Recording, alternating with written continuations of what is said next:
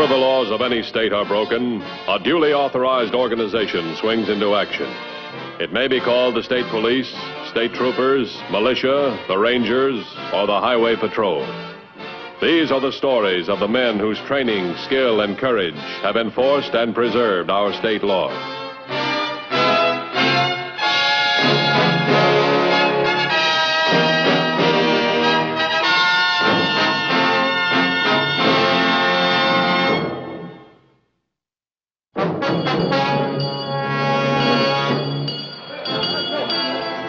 Christmas time, the holiday season, a time of merry confusion and festive excitement, long shopping lines and short tempers. Stores are crowded, offices close early, highways become congested with drivers on shopping sprees and families traveling to be with friends and relatives. This Christmas, like any Christmas, the Highway Patrol went to extra lengths to curb traffic accidents and prevent holiday tragedies. But unfortunately, all tragedies cannot be prevented with traffic controls. Laura? I'm home. Laura? Julie? Where is everyone? Julie?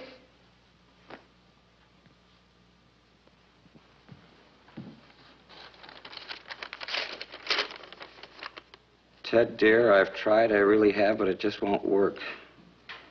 Julie and I have gone to my sister's in Silver Shores. Please, Ted, don't ask us to come back. Not yet anyway. Not till you and I are able to talk sense to each other and mean what we say.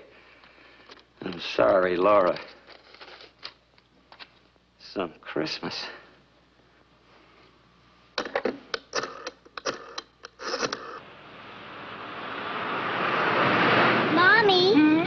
Be able to find us if we're not home. We'll put Aunt Sue's address on the letter, Julie. Will he bring me a real live dog? Let's hope so. You'll be sure and tell him about it in your letter. I know all about that, Sue, but when did Laura talk to you? Well, then she couldn't have left here very long ago. She didn't expect to drive all night with Julie in the car, did she? Oh, I see. Well, she didn't say which motel she was stopping at, did she?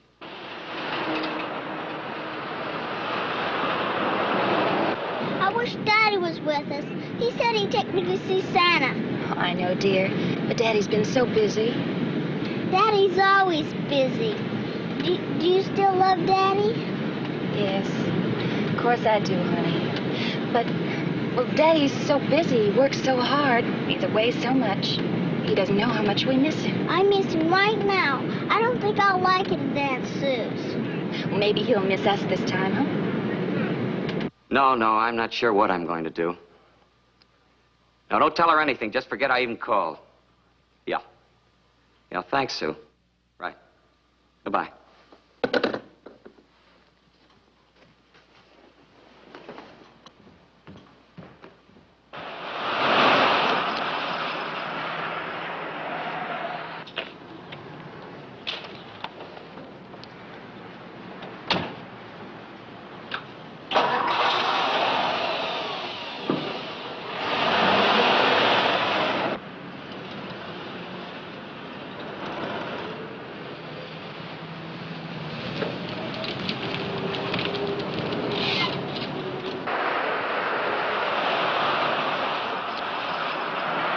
Evening, ladies. Good evening. I see you have a vacancy. Yes. Just the two of you? Yes. Suppose Daddy meets us here, Mommy. He won't be meeting us, Julie. Just the two of us. Twin beds if possible. Well, now, yes, sir. You just drive over to Cottage 8. Most places call them cabins, but we call them cottages. Sounds more dignified and respectable. It's my wife's idea. She's all just full of dignified and respectable ideas. It's good for business, too. Thank you.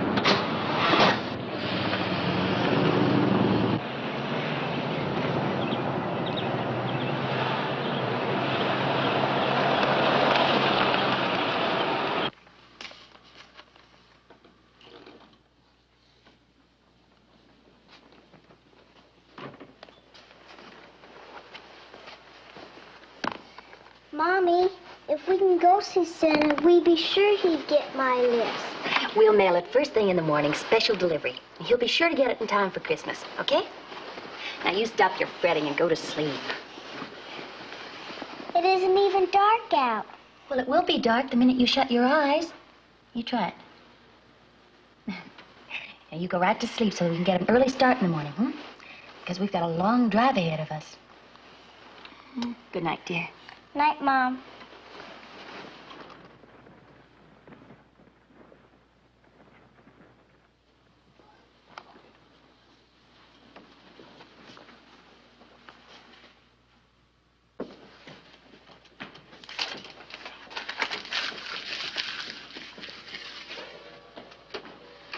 Missing juvenile report on line 1, Dan. Okay, thanks. Matthews, go ahead. So a kid is lost. What about this? Christmas time, they get lost all the time in department stores. What's this? When? What time? All right, I'll tell you what. I'll switch you to communications. You give them a description. We'll send out an APB. Now tell the mother to stay exactly where she is. Yeah, we'll be there as soon as we can.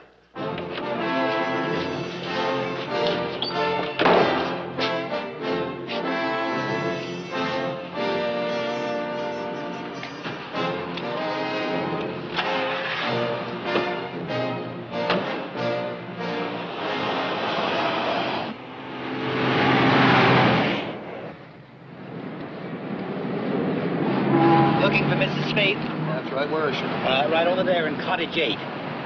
You run this place? You bet. 14 years in this one spot. Clean, respectable, and dignified. Never a speck of trouble here until now. Oh, it's a terrible thing. Bad for business, too. Stick around. We might want to talk to you later. Yes.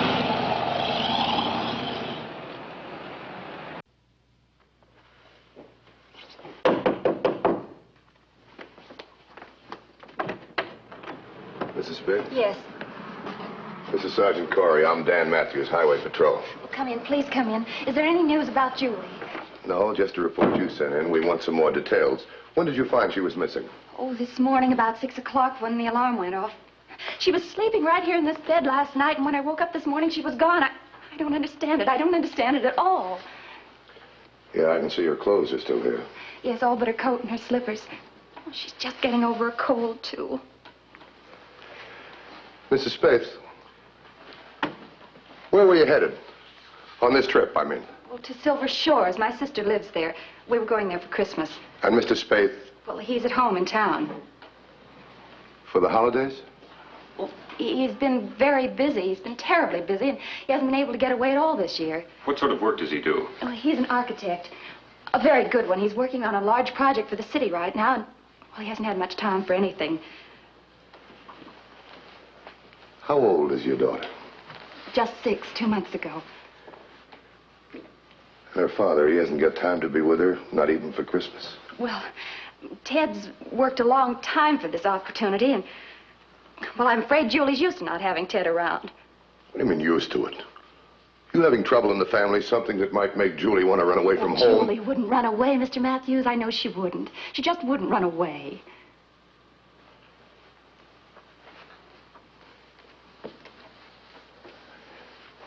Corey, call headquarters. Get a couple of lab men out here. Alert all the roadblocks. Get in touch with the sheriff's posse. We'll need them to help cover the countryside. Okay, Dan. She can't be too far away, can she, Mr. Matthews? Well, there's a lot of open country around here, and we don't know what time she disappeared. But she's so little. A 6-year-old can't cover much ground. She might have had help. In a matter of minutes, the area around the motel was checked thoroughly for physical evidence. While the holiday road checks were ordered to examine all cars and hold any suspicious characters, the search party was organized. And with the aid of a sheriff's posse, walkie-talkies, and jeeps, the open terrain was scoured for clues of the missing youngster. All persons in and around the motel were questioned for leads. The manager came up with a big one. He had seen a car parked across the street from the motel for about an hour, between 3 and 4 a.m. Dan. No. Excuse me. 3240 just checked in. They picked up the girl's father at a road check 14 miles south of here. He's supposed to be working in the city. Which way was he headed? Toward the city. And his car's the same make and color as the one the manager saw last night. I'd have him pick him up and take him to headquarters. Any news yet, Mr. Matthews? Mrs. Spade, I'd like to ask you a question. Why aren't you traveling with your husband? Well, I told you, he's working. Did he have a reason to follow you here? Follow me? I don't understand. You don't think Ted had anything to do with... I don't know. Has there been trouble between the two of you? Because I don't think it's right for a woman to leave her husband and take her child away from home on Christmas Eve. Well, I told you he's been busy. Well, and even if we did have problems, I don't see what they'd have to do with... It's very important to the case. If you've had trouble, it has a direct bearing on the case. Now, look, Mrs. Spaeth, lose your pride for a minute. I'm not trying to write a gossip column. I'm trying to find a missing juvenile who happens to be your daughter. So tell me the truth right now. Well, it's true. Ted and I have been having some difficulties, but we spend so much time away from home at his office or traveling. He just seems to forget he has a family. We thought we'd give ourselves a chance until after the holidays anyway, but it just didn't work out. Yesterday, for instance, he promised he'd be home by noon. Take Julie to see Santa Claus. We've waited for hours, Mr. Matthews. He didn't even call to say he'd be late. Julie had good reason to run away. No, Julie wouldn't run away. I know that. Your husband, do you have any reason to come here and take her? No. At least I don't think so. Oh, I don't know, Mr. Matthews. I don't know much of anything anyhow. Dan. One of the men in the field just brought this in. Child's handkerchief. Where'd he find it? In a ditch about halfway up that hillside. Yeah. Mrs. Spade, Yes. did Julie have a handkerchief, or did she carry anything with her? Yes, she had some with little elephants on them, and she had some others with the merry-go-round design. Why? Like this? Yes, that's Julie's. Where'd you find it? Well, it's Julie's. Thank you very much. Oh, no, wait a minute. These spots. What are these spots, Mr. Matthews? They look like blood. We won't know. The lab will have to tell us. It's blood, isn't it?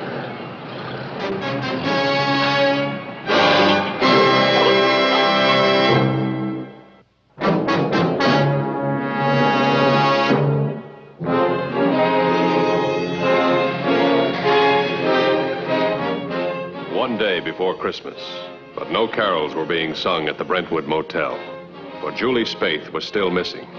And so far, only one clue had been found, a child's handkerchief, trimmed with fairy tale decorations and blood. The patrol car took the handkerchief to the crime lab to be analyzed. At Highway Patrol headquarters, the missing girl's father was being held for questioning.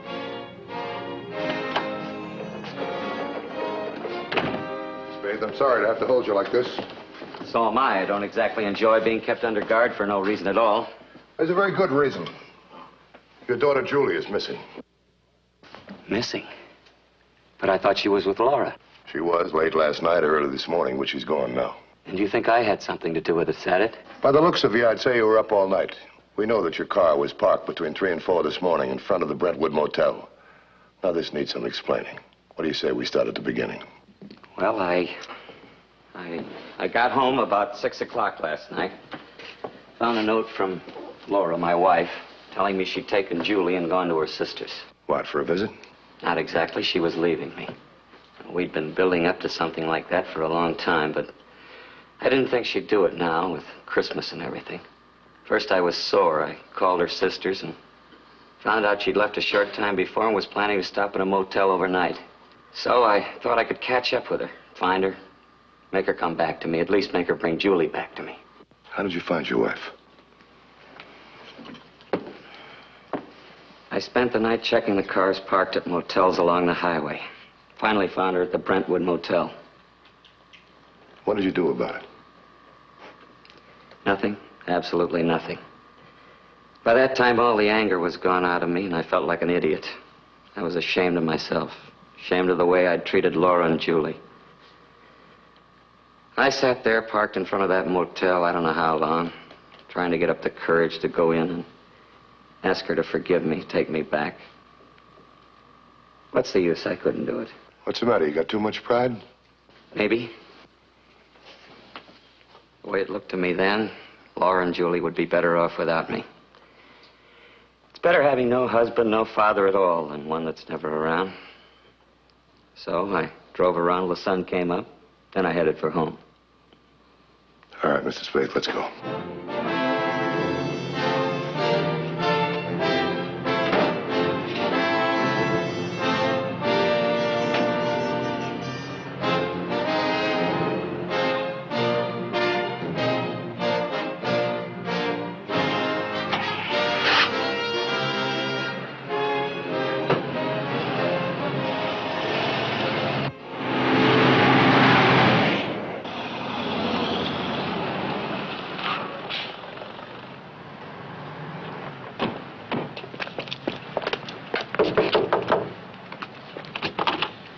Matthews, is there any word about it? Hello, Ted. Hi, Laura. You all right? Is there any word about that handkerchief, Mr. Matthews? Any word about Julie? Nothing yet. We're doing everything we can. What's this all about anyway, Laura? Did Julie run away or what? I wish I could make some sense out of it, Ted. I can't. All I know is if I hadn't been such a little fool and run away, all of this wouldn't have happened. You can't blame yourself for that. But I still don't understand how you could even begin to suspect me of kidnapping my own daughter. You were combing the highways all night looking for your wife. When you found her, you didn't have guts enough to tell her how you felt. You wanted your wife back, but your pride got in the way. You could have even kidnapped your own daughter. Laura, do you believe that? No. But I would like to believe what Mr. Matthews just said about you hunting for me, wanting me back again. Is that true, Ted? Dan. The lab report's in on that handkerchief. It's blood, all right. Dog blood. Dog blood? On Julie's handkerchief? That's right. The lab checked it through twice to be sure. It's funny. That's all she's been talking about this Christmas. A dog. A real live dog. Check the dog pound, see if any strays are around. Maybe Julie decided to adopt one. I'll call him. Mrs. Spade, did Julie see a dog around here last night? No. The only dog she cared about was the one Santa was going to bring her. Yeah. I was supposed to take her to see Santa Claus yesterday so she could ask for the dog she wanted. But you didn't take her? No. Same old routine. My drawing board became more important than my family. She had a letter, all about the dog, ready to mail to Santa Claus. Was it mailed? No, it's inside on the... It was right here, so she wouldn't forget it this morning. Now it's gone. She could have gone out early this morning to mail it and gotten lost. Oh, it didn't have a stamp. Julie knew that. She could have delivered it herself personally, you know. Santa Claus? Now, look. She's 6 years old. She believes in Santa Claus. She wants a dog. What would you do? Corey. How far is Twin Lakes from here? 4 or 5 miles. All right, get some members of the search party together. I think Santa Claus is our man. Send. Get him together, will you? Mr. Matthews. What? Is there anything I can do to help? I feel sort of useless. You stay here with your wife. But I feel that I'm to blame for this. If there was something I could do to help find Julie... You stay right here. And by the way, if you see Santa Claus, tell him I'm looking for him. Unfortunately, Santa Claus was in many places at once on Christmas Eve, but no clue to the whereabouts of Julie Spaeth could be found. Thanks very much. Merry Christmas.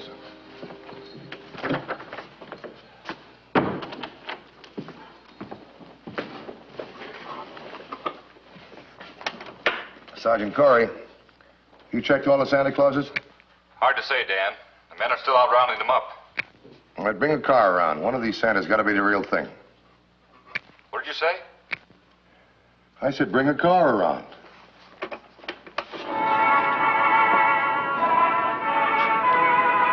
Hello, Santa. I've been looking for you all over everywhere. Looking for me? Aren't you Santa Claus? Oh, why, sure. Sure I am. How long have you been looking for me, young lady? A long time. I found this puppy, but I had an awful time finding you. Can you fix his foot for him? Well, why have you been looking for me? I had to bring you my letter, didn't I? Oh, It hurts. what? His foot. Well, come on, let's go inside.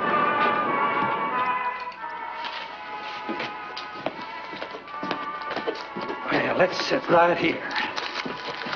There's your doggy. Now, Santa, I'm hungry.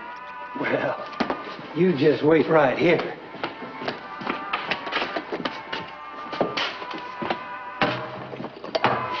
What's your name, young lady?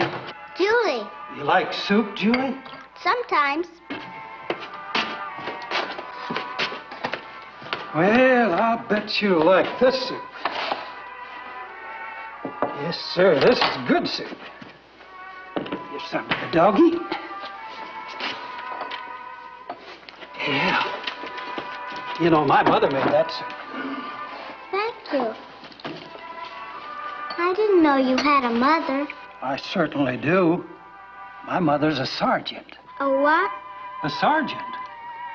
She makes all the soup here at the mission. It's good. Now, tell me about your mother. Does she know where you are? Where is your mother?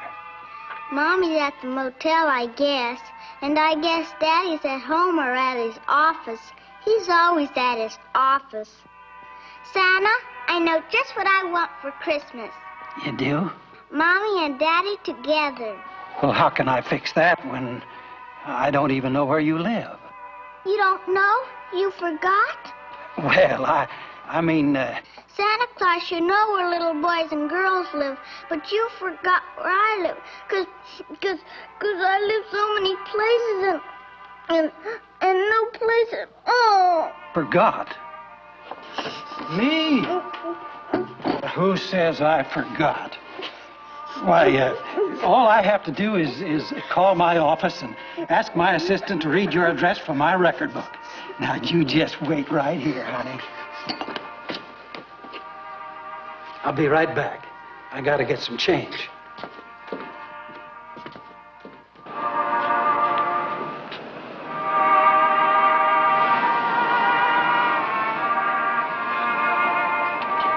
Hold it, Santa.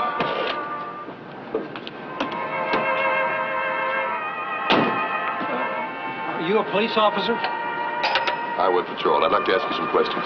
Well, I'd like to ask you some questions. I was just on my way to call you. I've had a little girl on my hands for Where is she?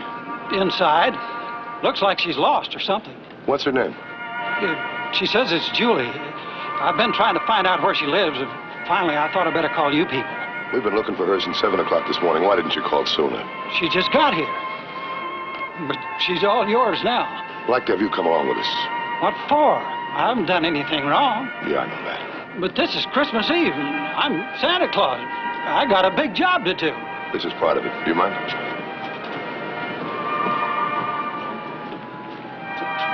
Laura? Laura, have something to eat.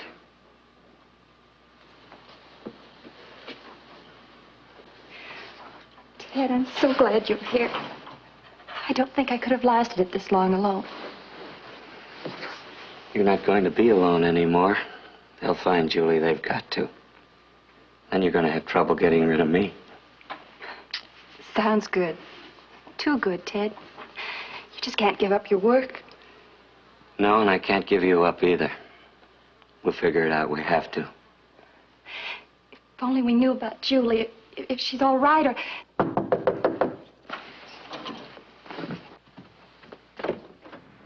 Julie. Julie! Daddy, I didn't know you were here. Darling, come here. Well, I guess I better be going. Lots more to do tonight. Lots to do. Lots to do. Mommy, can't Santa stay with us? His mother's a sergeant. Oh, of course he can, darling. He can stay with us forever and ever and ever if he wants to. Now, don't you go running away again, young lady. You stay right here and take care of your mom and daddy. I won't run away again, Santa. Not now, not ever. Good. Then I guess I can go now. Hey, wait a minute. How'd all this happen? Who are you anyway? Who am I? Who am I? Huh. Bye, Santa. Oh, yes. Merry Christmas. How'd that sound, huh? Oh, that was fine. Come on, get in. I'll drive you back to town. No, thanks. I've got my own means of transportation. Okay.